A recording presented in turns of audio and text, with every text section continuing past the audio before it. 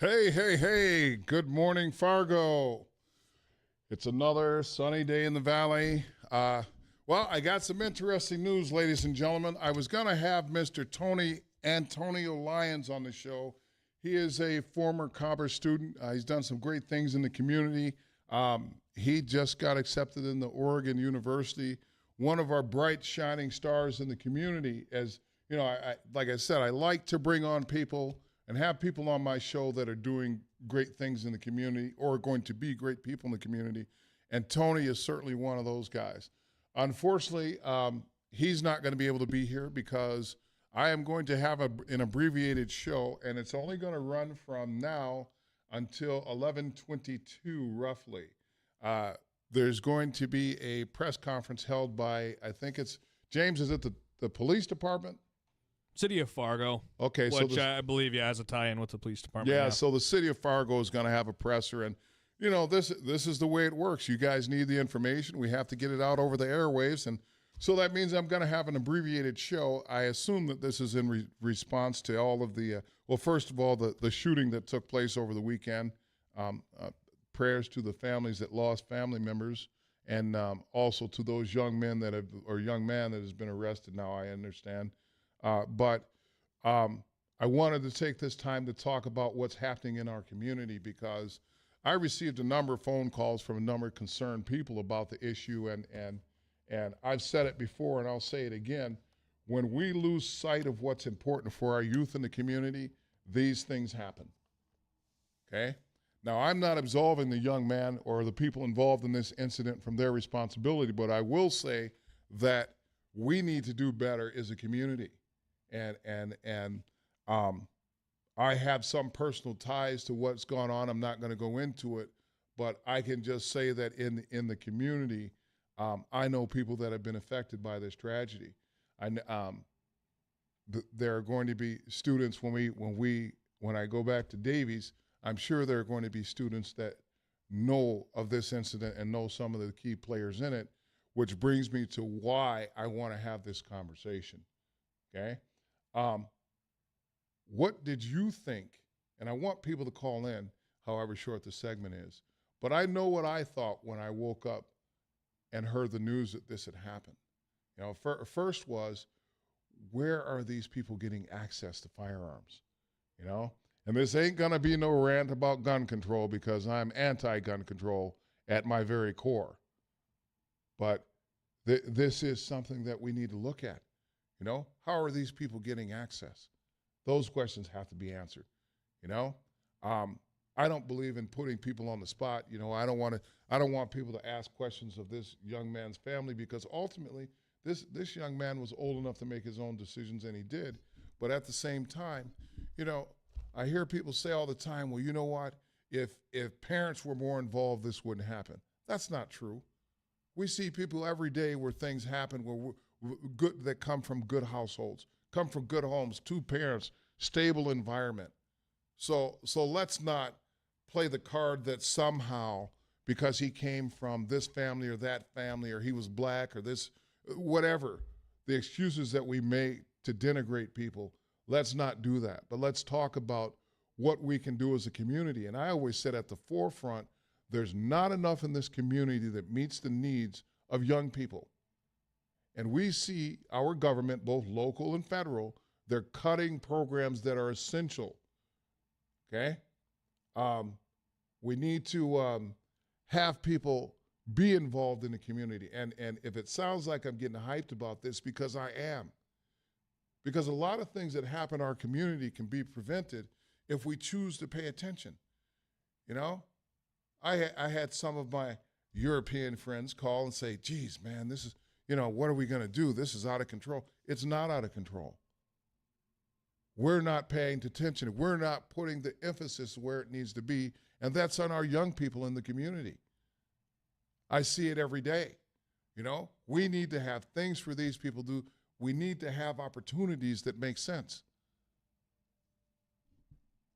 You guys heard me say when I grew up, they had a program called Summer in the City. And it was a youth works program where the government funded young people to go and get jobs. and it paid employers to employ teenagers. Very easy to get a job, giving these people something to do. Now, you can say, well, I don't get it. There's plenty of jobs in the Fargo-Moorhead area. Yeah, well, there may be, but I can tell you what, I actually built park paths in the community, and it gave me a sense of accomplishment. I'd never worked with my hands, but I did that summer, and it was fantastic. We need to think outside the box when it comes to our youth in this community. We've got a beautiful new sports facility down past Walmart there, right? I wonder, do these kids have access to that? Do these adults? And I don't know if I'd call them kids because I think they were in their late teens. But the point is, it just didn't start. These young men didn't just wake up and choose violence. It had to start somewhere. And I always say, for me, it starts in secondary school. It starts when these kids are very young. We need to make sure that we have programs that engage these kids to be responsible citizens, to understand their culture and where they come from, so that we can develop them as good citizens. That's what it takes. And we used to do those things. And I had a city commissioner that said, we're not responsible for people's poor choices. You know, we have politicians that turn a blind eye to what we know needs to happen. Okay? We're seeing it in the federal government with the Medicaid cuts. Every day we hear another story of somebody losing their business because of poor planning in government. You know, people losing their livelihoods and things like that. Well, I can tell you this much. If we don't decide that we want to do what's best in our community, it can happen in Fargo. And I hope that this shooting is a wake-up call for people to take a hard look, for our city leaders to take a hard look. I imagine there's some finger pointing and there's the blame game going on. And I don't imagine it. I know what's happening. Somebody's got to be held accountable, you know? And in doing this show, I was wondering, you know, am I going to say, well, the police chief was irresponsible for not having a presser as soon as this thing happened? Well, listening to it, it seems to me that instead of pointing fingers, let's try to solve some of these issues. Now, this is just one man's opinion, you know, but I'm allowed to have that because we live in the United States. But it's a fact. I want my local officials and my law enforcement to look at the situation and find a solution that works. Okay? You guys remember DEI? A worthless Band-Aid, right? That was implemented by our city leaders. And it was ineffective. It wasn't funded well. Well, where are the youth programs? I know that the law enforcement does a fantastic job of you know, SROs in our schools. I mean, we had a great one. He moved on, and officer, I knew I was going to blank his name. But I think overall, I think law enforcement does a pretty good job at trying to engage our youth in the community. But it has to go beyond that. We as citizens have to engage these kids. We have to make it a point to be involved. It can't just be the same few people that are over at City Hall saying, hey, we need this, we need that. We need thoughtful and actionable programs. I can't remember what the name of the department is in the city that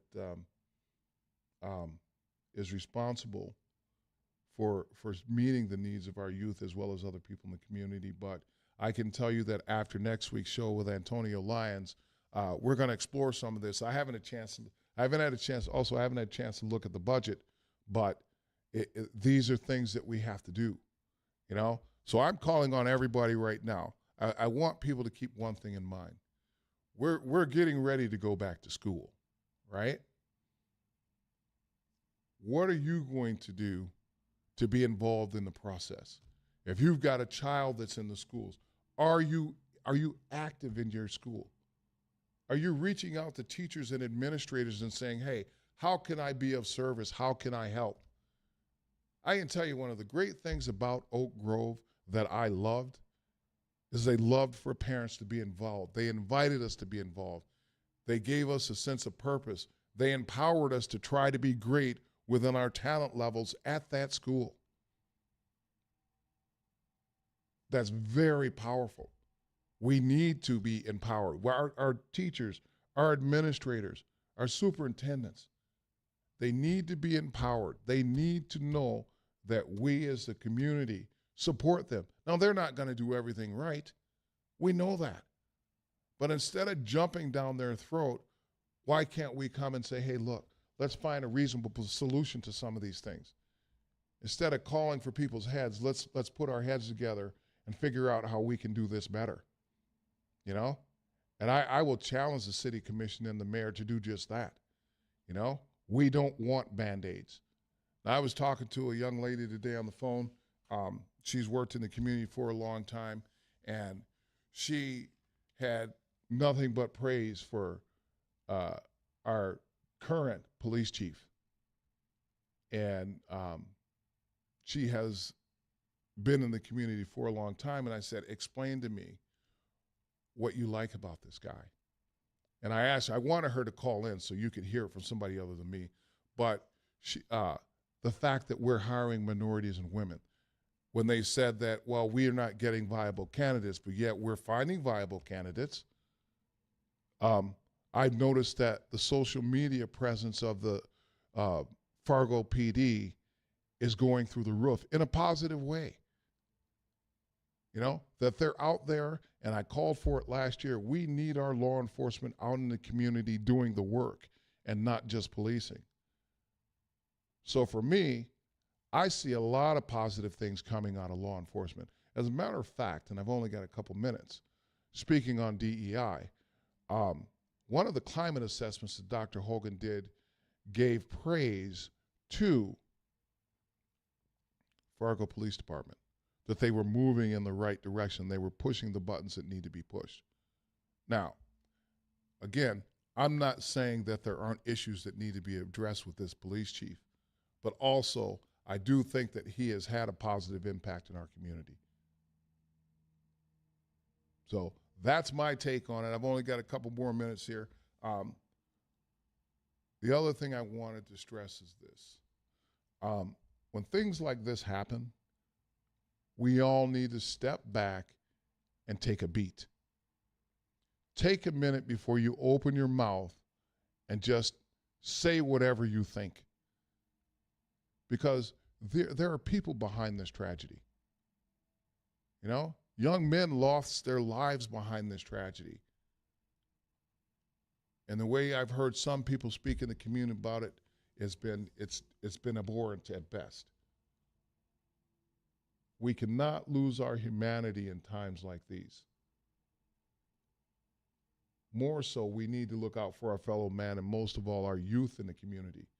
We need to pay attention. We need to be vigilant. We need to be involved. Because if we're not, incidents like these will become more frequent. And then we go from trying to solve a problem to policing a problem. And once you start policing, then a lot of things can get lost in translation, okay? We need to be active in the community. The see something, say something rule applies. So that is my preach. I know James is about to pull the plug on this because, you know, we got a lot of bills to pay over here in this studio, as well as the fact that, like I said, at the bottom of the hour, we're going to have some sort of press conference. Either the city is going to have it, and I imagine it's in it going to speak to the things that I've talked about. But I think it's sad that I have to get on the radio and talk about this stuff. You would think that in this community that we would have our heads on straight about how to approach things like this, but I was a little taken aback by some of the things that I heard, and I felt like, you know, I'm in a position to say, hey, we need to do better, Fargo. So with that, I want all you guys to have a great week. I want you guys to remember that we live in a great community. I have no complaints about living in Fargo. Well, I have a couple, but not anything that can't be solved. But we need to keep our community strong. We need to keep these youth in the forefront of our minds, okay? I'm 60 years old, okay? I'm still on the upcline. I'm not over the hill yet. But, I want this community to remain strong. I want to be able to be proud of Fargo. And that means it takes all of us. It takes all of us to make sure that we remain strong. So with that, let's say you guys have a great week. Like I said, next week I'll have Antonio Lyons on. Then the following week I'm going to have a Bison show and a Bison preview. This is John Adams for Talk of the Town. You guys all have a wonderful day. And as always, stay black.